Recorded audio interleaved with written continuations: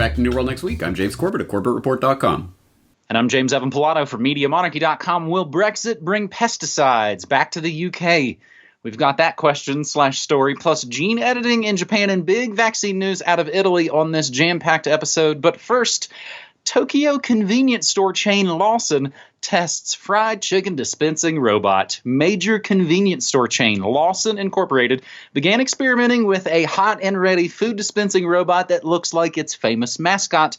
I might mangle this, James. I might have to ask you for help in some of this. Karaage Kun at an outlet in Tokyo. The robot, Decatate, which means ready to eat, Karaage Kun Robo, can prepare food quickly as well as increase efficiency among workers. Depending on the results of this first trial, it may be used to make other kinds of fried foods as well. The robot is equipped with state-of-the-art technology that allows it to fry food in just over a minute. Originally, it used to take 6 whole minutes to prepare the food, which was kept warm until a customer made an order. Since the new robot's faster, the food is prepared after the order is placed and served fresh, made to order. Lawson president said he wants to maximize efficiency and minimize food preparation time. The trial, which is only held during the daytime, will run until December 28th at the Lawson outlet located inside the TOC Osaki building near Osaki Station. James, we will include in the show notes a wildly entertaining video of Karaage Kun Robo selling fresh finished items. James? Yeah, what I find pretty much nothing about this story is interesting, but the one thing that I do find interesting about this is that when you look at that video, this is not a robot by any stretch of the imagination or any mangling of that word. This is not a robot. This is a glorified vending machine with a little cute face, whatever, computer face to wink at you while you yourself put, at least the video shows someone putting the pack in so that they can get the chicken out. I mean, it's like, what is robotic about this? But I find that interesting because although this Karaage Kun, this Dekitate Karaage Kun, is not in my local Lawson, unfortunately. Oh, I'll let you know when it comes, guys. But recently, there's a new shopping complex thing that opened up near us that had a bookstore with a little cafe in the back, and the cafe had this robotic barista, basically. But barista in the lowest sense of that word. It was literally just a robot that took the cup and put it in the machine and pushed a button and then got you the cup afterwards. That's essentially all it did. I mean, it was ridiculous. It was stupid. But the guy that was there, I guess, like, minding the robot or whatever, was so excited, and he could speak English, so he was talking to me. Oh, hey, did you see this? Wow, there's only 2 of these in Japan, and one of them is here. It's so cool. I'm like, there's nothing cool at all about this. But I did take a video, so we'll put that on screen for people to watch that whole process.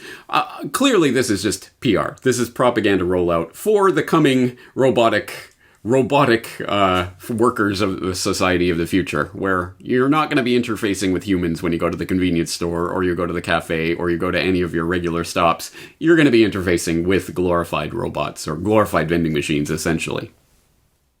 James, it doesn't usually take a whole lot to make me think of The Simpsons, but as you were talking about sort of the robot minder there, it reminds me of, when Homer joins the military and they're graduating, and he's talking about, or maybe it's when the kids are in military school. Your job in the future is to build and maintain those robots, which will be fighting all your wars. I've got a little fun bit of compare and contrast for you, something I talked about on my morning show this morning. Ohio State's agriculture school gets a new bacon vending machine funded by and stocked by Big Pork, Smithfield, and Hormel, and the others. So compare the sort of energetic and goofy Japanese chicken vending machines with the obviously staged photos of schlubby college kids lined up for American bacon vending machine. But remember, it's fun to obey the machine. Our second story this week on Good News, or no, I'm sorry, I mix this up often now, James. I do the same thing on the Good News Next Week episodes. Our second segment on this New World Next Week, episode 360, swirls around the ever-changing Brexit drama, the latest of which is Prime Minister May surviving a vote of confidence today. But an important question we might not have thought about. I certainly hadn't thought about it yet. Consumer advocates say UK unprepared to regulate pesticides. after Brexit. Existing agencies in the United Kingdom are unprepared to handle pesticide issues after Brexit, according to the Pesticide Action Network in the UK. A briefing paper from that charity said the way the UK chooses to govern pesticides after leaving the European Union next year will have implications for the health of UK citizens. The EU's pesticide regulations are considered to be the strongest in the world to protect human health, and for decades the way the UK regulates and uses pesticides has, of course, largely been decided at the European level. Pan-UK, the Pesticide Action Network UK, said the government could choose to mirror the relatively high standards of the EU or introduce additional measures to reduce pesticide use. However, it could use Brexit as the chance to, of course, deregulate, allowing a greater variety of pesticides to be used on UK farms and permitting larger quantities in domestically grown and imported foods. There's a pretty massive kind of collection of PDFs and research surrounding this at foodresearch.org.uk. And of course, everything we say and play always included down in the show notes. Brexit and pesticides, UK food and agriculture at a crossroads. And James, I think as we kind of talked about this last week, our whole sort of Gattaca, nightmare scenario, we were talking about all the DNA and the editing last week and those scientists.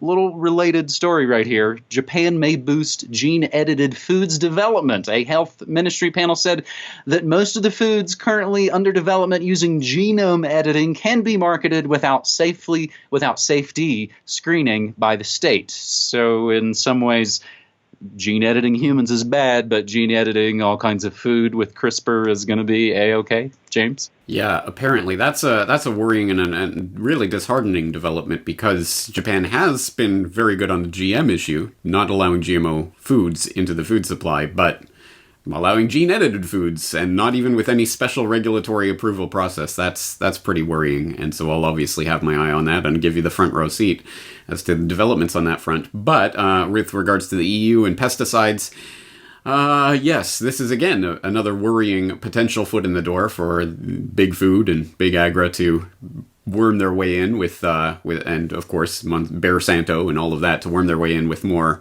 pesticides to sell to the farmers, and as the EU bans get lifted. But I want to see it from the other perspective. Decentralization is always to the good, because if you're in the EU and the EU issues a blanket regulation allowing a certain amount of chemical X and you don't like chemical X, what are you going to do as an average EU citizen? I mean, you're not a citizen of the EU. You don't have any direct input into what the EU does and its grand body that's deciding continental pesticide regulations. You at least have some little bit more leverage over your local national government. And if you could make that even further down to the local level, you would have greater influence. Again, it's still a rigged process, but it's at least a little less rigged.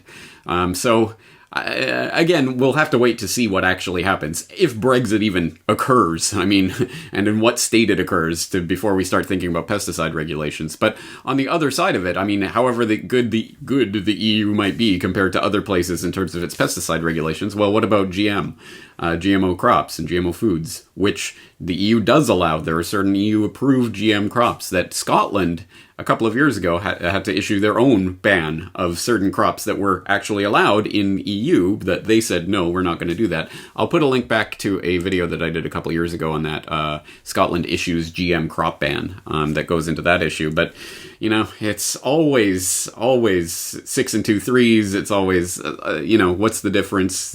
Things always seem to be on this teeter-totter, and unfortunately, again, the public tends to be the ones in the middle that are getting squeezed out of this.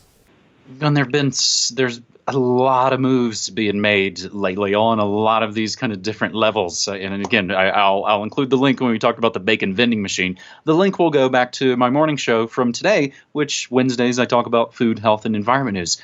All kinds of updates about Johnson & Johnson and their talcum powder and Monsanto and glyphosate, that all the while, all the research says it's causing cancer, and even juries initially ruling that, yes, this caused your cancer, then coming out at the end and basically pulling all the money out from under them at the end. A lot of really strange stuff going on in kind of those Johnson & Johnson stories, and we've been covering those in the past on New World Next Week. Our third and final story here on the penultimate episode of New World Next Week for 2018. keeps it a very food world order kind of episode. Anti-vaccine Italian government sacks entire health expert board, so says Newsweek. The vaccine skeptic Italian government has sacked every member of the country's health advisory board, raising fears that the populist administration will sideline accepted science and inflict long-lasting damage on public health. Health Minister Giulia Grillo removed all 30 members of the Higher Health Council, arguing it's time to give space to the new. The council is the country's most prominent body of technical scientific experts who advise the government on their health policy. Grillo is a member of something we've talked about a little bit before, the Five Star Movement. That is the senior party in Italy's ruling coalition now, which has previously supported unproven cures for cancer and promised to overturn laws making vaccines mandatory for children. Explaining her decision, Grillo wrote on Fedbook, "We are the hashtag government of change, and as I have already done with the appointments of the various organs and committees of the ministry, I have chosen to open the door to other deserving personalities." So, James, this will be, I think, probably a huge story that everyone will seize on maybe the moment anything kind of goes wrong to say, see, we told you, you crazy anti-vaxxers are nuts. Yeah, that's right. I heard this story originally on Morning Monarchy, and I heard you make that comment that they're going to use this as kind of, well, anything goes wrong, they're going to blame it on this. And unfortunately, that's the way this goes. And that's kind of a lose-lose situation, because what on earth can you ever do then? Because if you win, then whatever happens, they'll just blame anything bad on you, and they'll never look at anything good that happens. So, I mean, it's a lose-lose situation. So I'm not sure we should worry about that per se, so much as be our own media and reflect the good things that might come from this. But the interesting thing about this story from my perspective is, as far as I'm aware, and unless you've seen any other information about this that says otherwise, but as far as I'm aware, this story has nothing explicitly to do with vaccines. There's no statement from Grillo saying this is about vaccines. There's nothing that says this is about vaccines, but Newsweek latches onto the anti-vaccine government is firing the health board, and we all know what that means. This is about vaccines. Is it? Really? I mean, it might. I'm sure that's part of something that's going on here, but why is it explicitly about vaccines? Why are they bringing it down to that issue in particular when this presumably has to do with a lot of different issues? I don't know. I just found that interesting, and obviously shows the big pharma bias of Newsweek and fellow MSM travelers. God, I can't remember what they are now. Fortunately, they've left my mind. But when I was doing the show prep and getting the notes together for this, you look at Newsweek and you look at, it seems like it's really serious. And then the sidebar, all their most popular articles are a bunch of clickbait, celebrity, tabloid garbage. James, speaking of making our own media, as you just mentioned, I do have the latest episode of the aforementioned Good News Next Week. I like to call it some of the ways that we are winning with solutions-oriented stories. It's called Small Bookstores Booming Despite the FAANG. Small bookstores all around America and all around the world are actually doing really well and staging a bit of a comeback in the face of our cyber overlords. Another bit of deprogramming notes. I signed up for something called Subscribestar. Subscribestar.com/Media Monarchy is a new platform out there for crowdfunding, and it looks to be a fairly simple way that you could support independent, non-commercial alternative media. I still have the hated Patreon, PayPal, and Stripe, and this is what places like Subscribestar are rushing to fill in the void, as, of course, all the whack-a-mole of alternative media and the platforms and how to actually fund yourself, of course, still, moving the deck chairs around. I still have the hated Patreon, PayPal, and Stripe, plus, of course, everybody's favorite cryptocurrency. Oh, does anybody use cryptocurrency anymore? I also have a post office box, James. So any number of ways people can support. I've been making it for 13 years. Never heard an ad, never heard a snake oil pitch. And as I like to say, I stream news, music, memes, and more Monday through Friday, 9 to 5 Pacific time. Next week will be the big final broadcast week of the year, which leads up to not only my big best of 2018 best music mixtape of the year, but of course also our big grand finale, New World Next Year 2019, right here next week. It's the only show of the year where we don't know what each other is going to talk about. We look at our stories of the year and pick our trends for the next year. James, do you feel like you're ready for it? I'm ready. And are you ready? No. Only half. Well, you'll be ready by next week. And will. if you're not, you can get ready by supporting the Corbett Report by buying Super Macho Man Brain Force Pill Plus. No, just kidding. No, of course, that's not how things work. Yes, no, I rely on your support too, and I'll have to ask you about Subscribe Star after we get off air here, because I think I'm going to be signing up for that anyway. More on that later. Thank you for 3 great stories. We'll see you again next week. Thanks, buddy. Take care.